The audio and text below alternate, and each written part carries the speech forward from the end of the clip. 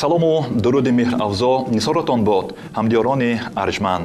Дар мавҷ барномаи навбатии Матрица. Матрица ин нахустин хайтеглоиҳаест дар Осиёи Марказӣ, ки барои ҷавонон нигаронда шудааст. Он дар бори интернет, гаджетҳо, технологияҳои нав, ҳамзамон ихтироъкорон ва истифодабарангони онҳо нақл мекунад. ҳамкори лоиҳаи Матрица ширкати мобилии пешсафи T-Cell мебошад. барои онҳое ки ба ҳисобу китоби трафик ва мегабайтҳои интернетӣ одат накардаанд ва аз тамоми имкониятҳои шабакаи ҷаҳонии интернет истифода карда ҳастанд, ширкати T-Cell тарофаи нақшавиро бо номи даркор таҳия ва роҳандозӣ намудааст. ҳамеша дар ҳаракат бош. интернети бештар, алоқаи бештар дар дохили шабака, муоширати бештар дар дохили кишвар. ин ҳама дар нақшаи тарофави даркор аз T-Cell. маълумоти бештар бо рақами 290 ё дар сомонаи tcell.tj. T-Cell босам муфидтар. имрӯз дар барнома аз Wi-Fi барқ мегиранд. барномаи компютеркунонӣ дар вилояти Хатлон. чун ҳамеша лайфхакҳои аҷиб барои гаджетҳои шумо. бо Матрица ҳамеша огоҳ ва доимо дар тренд бошед.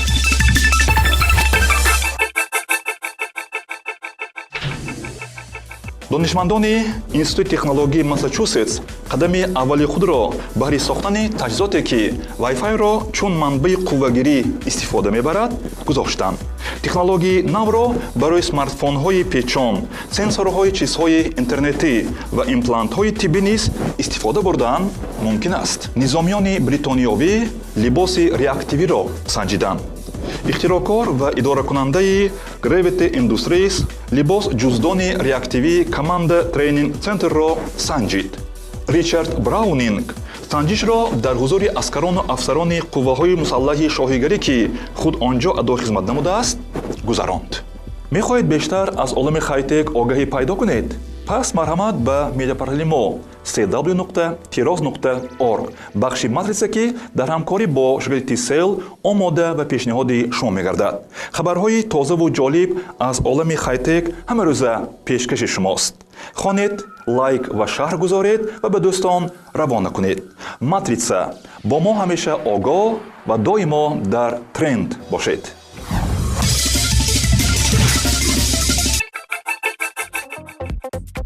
аз Wi-Fi барқ мегиранд.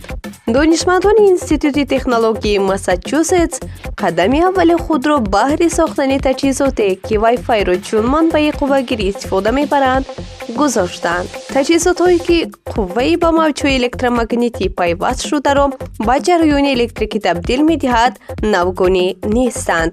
онҳоро антеннаҳои мубодилавӣ ё ректена меноманд. олимони амрикоӣ чунин намуд таҷҳизотеро намоиш доданд, ки метавонад бо ёрии антеннаи радиои мавҷҳои электромагнитиро қабул намуда онро чун қувва ё ҷараёни электрикӣ истифода баранд. аз он ҷумла таҷҳизот метавонад мавҷи Wi-Fi-ро қабул намуда аз он қувваи барқ ҳосил кунад. чунин антенна ба нимноқили ғавсияшамагӣ ба чанд атом баробар пайваст шуда қувваи тағйирёбандаро ба мунтазам табдил медиҳад. бо ёрии чунин тарҳ муҳандисон метавонанд таҷҳизот гаджетҳои хурдеро созанд, ки ба онҳо батарея ё аккумулятор лозим намешавад. онҳо ба рости аз ҳаво нерӯ мегиранд. бар замми ин намуди таҷҳизот барои қабули ҷараён дар намуди печон ва монанди плёнка шуданаш мумкин. мо роҳи нави нерӯгирии системаҳои мураккаби ояндаро коркард намудем. бо чунин роҳи нерӯгирӣ аз Wi-Fi мо метавонем тамоми предметҳои моро иҳота мекардаро доно кунем, мегӯяд Томас Паласион, яке аз муаллифони лоиҳа. технологияи навро барои смартфонҳои печон, сенсорҳои чизҳои интернетӣ ва имплантҳои тиббӣ низ истифода бурдан мумкин. меҳмонхонаи оянда имрӯз дар Хитой. интернет холдинги Alibaba Group намуди меҳмонхонаҳои ояндаро бо идораи интеллекти сунъӣ нишон дод. дар меҳмонхонаи доно ки Flyzoo номида шудааст, калидро сканери рӯй иваз намудааст. роботҳо бошанд саҷоқ медиҳанду нӯшокиҳоро омӯхта карда хӯрокро ба ҳуҷраҳо дастрас мекунанд. бинои футуристикӣ дар шаҳри ханшоу пойтахти минтақаи чжэцзян ки идораи асосии Alibaba низ онҷост ҷойгир шудааст. дар ҳама 290 ҳуҷраҳои технологӣ смартшунавандаҳо насб шудаанд ки фармоиши овози меҳмонро интизоранд. бо овоз меҳмонон метавонанд пардаро пӯшанд, равшаниро рост намуда дараҷаи ҳаво, телевизор ва дигар техникаро идора кунанд. тартиби даромад ба флайзу пурра автоматикӣ куноида шудааст. шаҳрвандони хитой ки рақами мушаххас доранд ҳатто наомада тариқи сканер рӯяшон метавонанд аз қайд гузаранд. инчунин санҷандаҳои биометрикӣ дар лифтҳо насб шудаанд то меҳмон ба ошёнаҳои дигар нагузарад. дар тарабхонаи меҳмонхонаи доно хӯрок тариқи замимаи флайзу фармоиш додаро роботҳо тақсим менамоянд. меҳмононро инчунин даст роботи азими хизматрасонӣ менамояд ки зиёда аз 20 намуд нӯшобаро тайёр намуда метавонад. арзиш тариқи автоматикӣ ба арзиши ҳуҷра ҷамъ карда мешавад. як шаб дар меҳмонхонаи доно тақрибан $207 арзиш дорад. барои рафтан кифоя аст то тугмаи махсуси замимаи флайзро пахш намояд. ҳангоми рафтан ҳуҷра дарҳол баста шуда маблағ аз ҳисоби онлайни Alibaba-и истифодабаранда пардохт карда мешавад. акси рӯй бошад аз система бароварда мешавад. истифодаи технологияи муосир сарфи кормандонро ба маротиб кам намуд. иброз доштанд дар ширкат дар меҳмонхона одамон низ кор мекунанд. пазанда, фарош ва дигар ёрдамчиҳо, лекин миқдори онҳо гуфта намешавад. низомиёни бритониявӣ либоси реактивиро санҷиданд. ихтироъкор ва идоракунандаи Gravity Industries либос ҷуздони реактивии Commando Training Centerро санҷид. ричард Браунинг санҷишро дар ҳузури аксарону афсарони қувваҳои мусаллаҳҳои шоҳигарӣ ки худ он ҷо адои хизмат намудааст гузаронид. Didels Mark 1 ин либоси реактивия мебошад ки барои 6 муҳаррик мебошад. дуяш дар пушт ва ду басти дар ду китф ҷой дода шудааст. онҳо имкони то 600 метр парвозро дорад.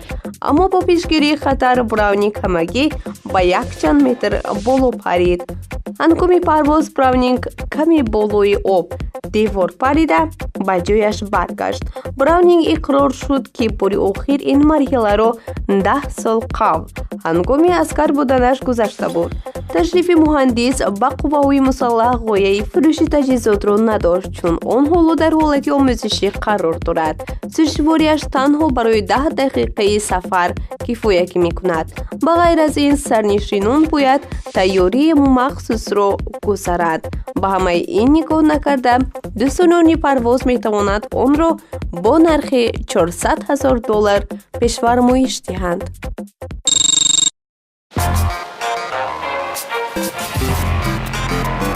ба ту аз ҳама бештар дар кор аст. ту ҳамеша дар ҳаракат ҳастӣ ва ба ту бештар аз дигарон дар кор аст. ту мехоҳӣ комёбтар аз дигарон бошӣ. ба ту бештар дар кор аст.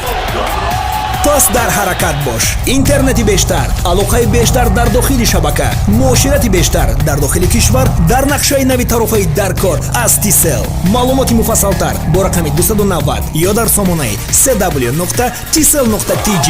Tcell боз ҳам муфидтар.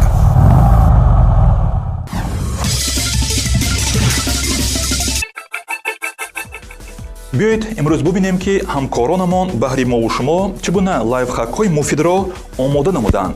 лайфхакҳои мо баҳри бо ҳаловат истифода бурдани гаджетҳои шумост.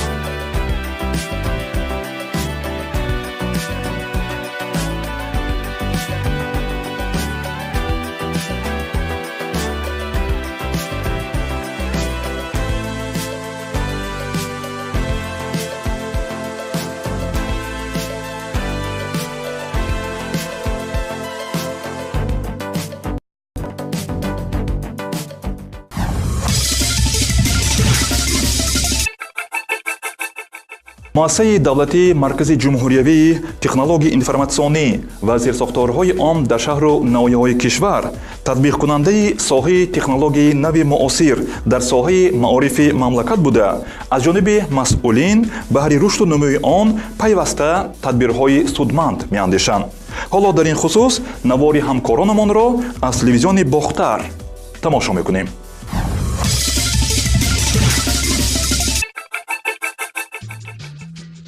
муассисаи давлатии маркази ҷумҳуриявии технологияи информатсионӣ ва коммуникатсия ва зерсохторҳои он дар шаҳру ноҳияҳои кишвар татбиқкунандаи соҳаи технологияи нави муосир дар соҳаи маорифи мамлакат буда, аз ҷониби масъулин баҳри рушду нумӯи он пайваста тадбирҳои судманд меандешанд. бо мақсади таъмини истифодаи мақсадноку самараноки воситаҳои технологияи иттилоотиву коммуникатсионӣ дар раванди таълим, таҳияи стандарти фанни технологияи иттилоотӣ ва дигар санадҳо вобаста ба дастгирии иттилоотии ҷараёни таҳсилот, инкишофи шабакаҳои телекоммуникатсионӣ, ташкили системаҳои иттилоотӣ, системаи интиқолӣ, нигаҳдорӣ ва коркарди маълумотҳо бо иштироки масъулини соҳа дар шаҳри Бохтар дар мавзӯи барномаи давлатии амалӣ намудани технологияи иттилоотӣ ва коммуникатсионӣ дар муассисаҳои таҳсилоти умумии ҷумҳурии Тоҷикистон барои солҳои 2018-2022 вохӯрӣ баргузор карда шуд. дар ноҳияҳо барномаи компютеркунонии солҳои 2018-2022 ки бояд ки сол ба сол барнома таъсис ёбад, харидории компютерҳо аз тарафи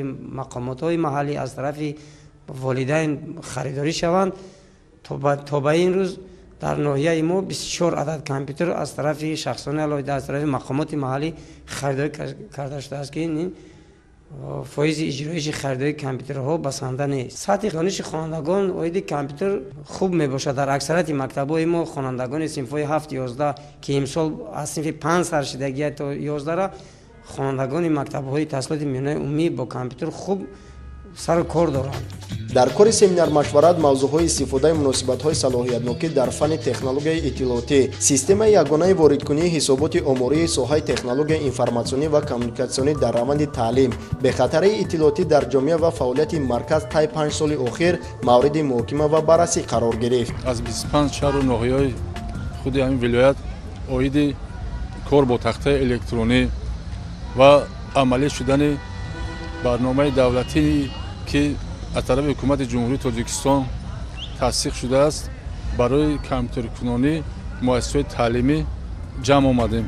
қобили зикр аст ки сол аз сол бо рушду пешрафти илму технологияҳои нав дар бозори меҳнат талабот ба мутахассисони соҳибистеъдод дар ҳама соҳаҳо зиёд мегардад. маҳз ба ҳамин хотир баробари муассисаҳои таълимӣ, донишкадаву донишгоҳҳои олии касбӣ, ҳамчунин дигар муассисаҳои махсус дар самти дарёфт ва омода кардани мутахассисони оянда фаъолият менамоянд.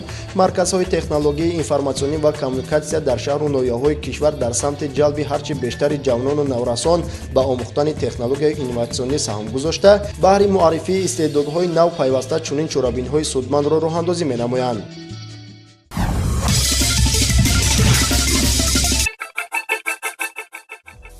ҳамдиёрони арҷманд, ин буд барномаи навбатии матрица ки доир ба интернет, гаджетҳо, технологияҳои нав, ҳамзамон ихтироъкорон ва истифодабарандагони онҳо нақл мекунад. хотиррасон менамоем ки ҳамкори лоиҳаи матрица ширкати мобилии пешсафи Tcell мебошад. Tcell барои муштариён хидмати аълои хешро пешниҳод менамояд. Tcell боз ҳам наздиктар. албатта шумо метавонед барномаи моро аз сомонаи tiros.org ҳамчунин мутолиа намоед. то ҳафтаи оянда дар ҳамин рӯзу дар ҳамин соат бо шумо худоҳофизӣ мекунем. саломату сарбаланд бошед.